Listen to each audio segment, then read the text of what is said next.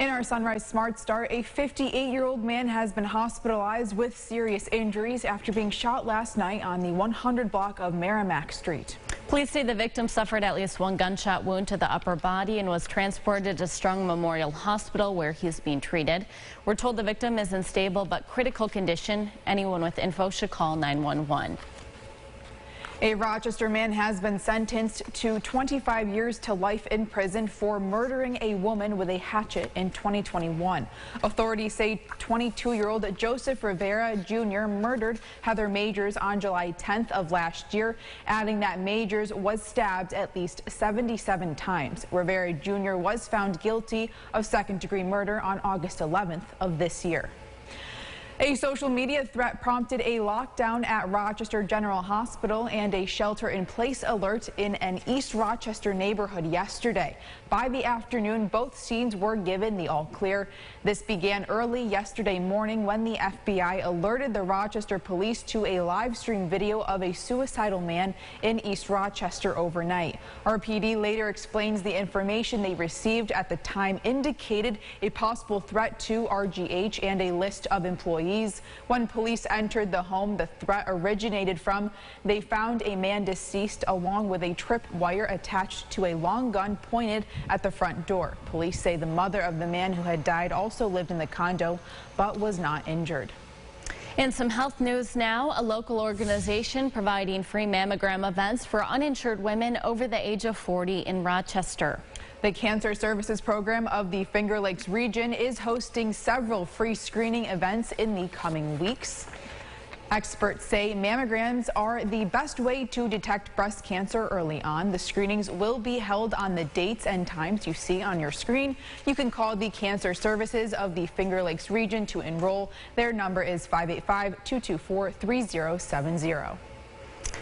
Well, as parents head off to work and kids into school, homes are often left unattended. That's right. News 8 Jatira Marsh spoke with some home security experts on how you can keep your home safe. Jatira. According to the FBI and the U.S. Department of Justice, around 2.5 million burglaries happen every year, and about 65% of burglaries actually happen during the day. Because most people aren't aware of that, experts say it's common for homeowners to let their guard down in the afternoon. Director of Communications and trend expert for Simply Safe Home Security says there are a few things you can do to guarantee safety for your home. I think that we've all gotten used to living in our homes and coming and going and not necessarily locking the doors behind us or setting our alarms. So here at Simply Safe, we always recommend that people do the first line of defense is the most simple, and that's to lock your doors and to set your alarms when you're not there.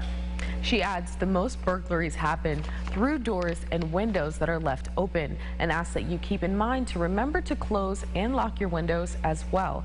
Allie, Mel, back to you. All right, Jatira, thank you. Also, an interesting statistic here. Homes without a security system are 300% more likely to be robbed.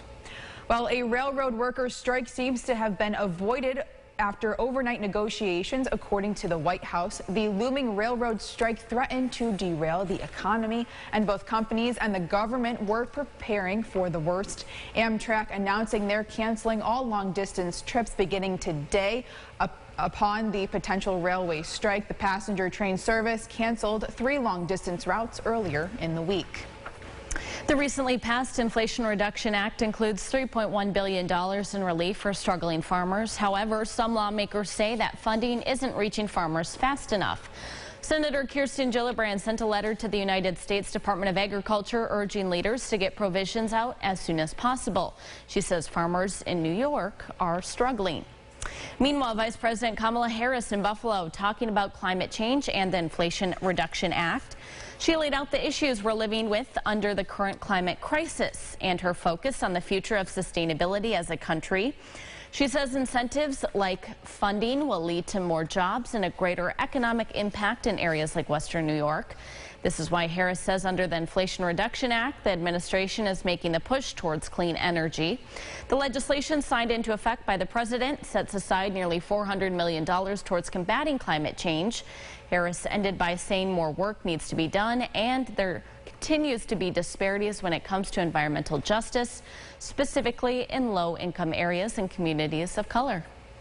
Heading back over here to Rochester, the Frederick Douglass Greater Rochester International Airport is getting a facelift. This comes as part of Governor Kathy Hochul's $230 million investment into 9 airports in upstate New York, $18 million of which is coming here to Rochester. We're told the funds will enhance portions of the airport, like making the baggage claim more inviting and easier to navigate. The project also creates a user-friendly mobile app, providing easier access to information on parking, concessions, and flight activity. In a statement from Monroe County Executive Adam Bello, he thanked the governor for the historic investment and says, quote, "These improvements at the Frederick Douglass Greater Rochester International Airport will make Monroe County more competitive on the global stage for both business and tourism, enhancing the experience for anyone coming to or leaving our community."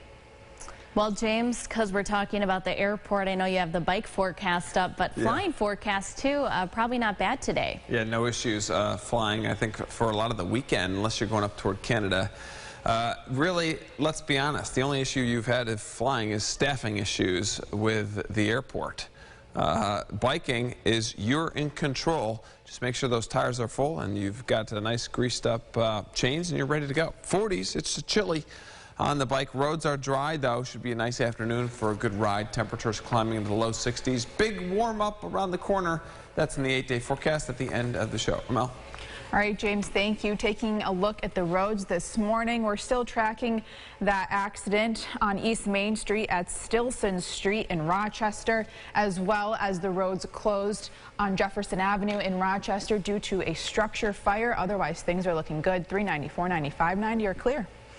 In other news, RG&E has been fined $900,000 for poor billing service. It's part of an ongoing investigation by state regulators.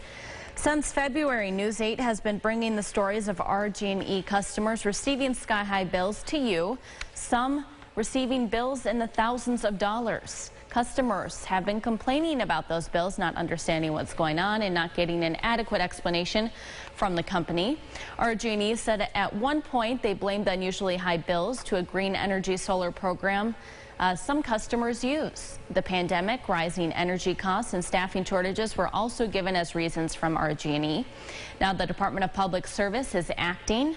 In a statement, they told us ensuring that customer bills are sent out timely and accurately is the singular responsibility of the utility, and the department will hold RG&E accountable for any billing errors while ensuring customers are held harmless. The Strong Museum of Play announcing the 12 finalists for the World Toy Hall of Fame, but only 3 of these will become inductees in the fall. The candidates are Bingo, Breyer Horses, Catan, Light Bright, Masters of the Universe, Nerf Toys, Pinata, Phase 10, Pound Puppies, Racco, Spirograph, and The Top. The museum says this is a class full of returning favorites, and you can read more about each game and, of course, vote for your favorite over at RochesterFirst.com. Going now to Highmark Stadium, where Delaware North, a concessions company, is showing off some of the unique items available this year. They have the standard pizza and wings, along with wine and cheese for some of the sweets, but they even have some healthier options for those interested. The chefs say they're trying to incorporate the taste of buffalo for fans when they walk into the stadium. And here's what some people might be talking about at the water cooler this morning. Boats will gather at Buffalo's Canal Side around 1 p.m. on Saturday for a Bill's Mafia cruise. The group will travel down the Buffalo River, ending at Poppy Grand's Beach Bar for a party in support of O'Shea's Children's Hospital.